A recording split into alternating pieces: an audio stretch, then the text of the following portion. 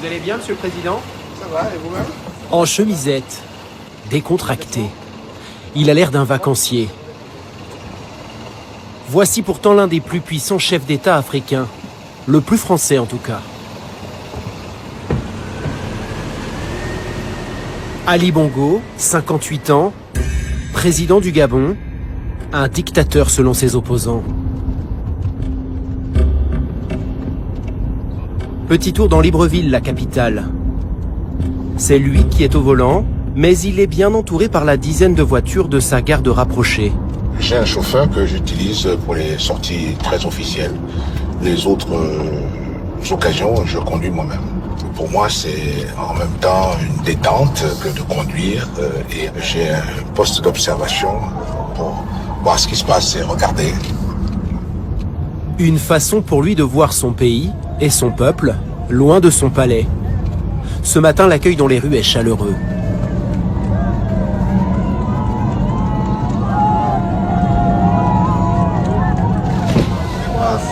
Bonjour le boss. Comment ça va les hommes? Ça va, très bien.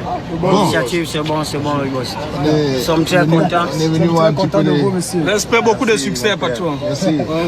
Les travaux. Merci beaucoup. C'est très bien. On va faire avancer ça. Nous sommes très heureux, ça va.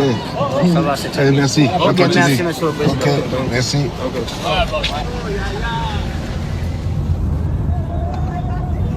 Le contact avec les populations, c'est un moment privilégié. C'est toujours très important de maintenir ce contact-là. Ici à Libreville, je n'ai pas de problème. Je me promène dans n'importe quel quartier. Il y a des endroits du pays où c'est plus compliqué? Non, pas du tout. Dans tous les coins tous les endroits, toutes les villes du pays, je me promène sans difficulté. Alors, Ali Bongo populaire? Pas si sûr. Lors de la dernière élection, Ali Bongo est accusé d'avoir volé la présidence en bourrant les urnes. Résultat, les émeutes les plus violentes qu'ait connues le pays. Une trentaine de morts.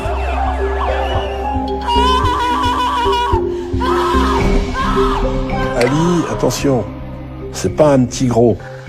C'est quelqu'un qui peut être parfaitement brutal. C'est Dr Jekyll et Mr Hyde. C'est un type qui peut être policé comme ça, affable, mais aussi extrêmement violent. Il est diabolique. Sans état d'âme, sans cœur. Je vous assure. Le Gabon, petit pays d'Afrique de 2 millions d'habitants. Dirigé depuis 50 ans par la même famille, les Bongo. Le Gabon, base arrière de la France, qui s'y fournissait en pétrole, en bois, en uranium et en cash.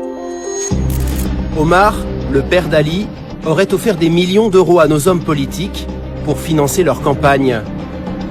Giscard, Mitterrand et Chirac. Alors s'il y a quelqu'un d'autre qui vient, je ne sais pas où je le mettrai. Le président Omar Bongo Ondimba a été généreux avec tous les horizons de la vie politique française. C'était du cash, ils le mettaient dans des enveloppes ou des valises. Et puis on donnait à telle personne qui transmettait à telle autre. Voilà.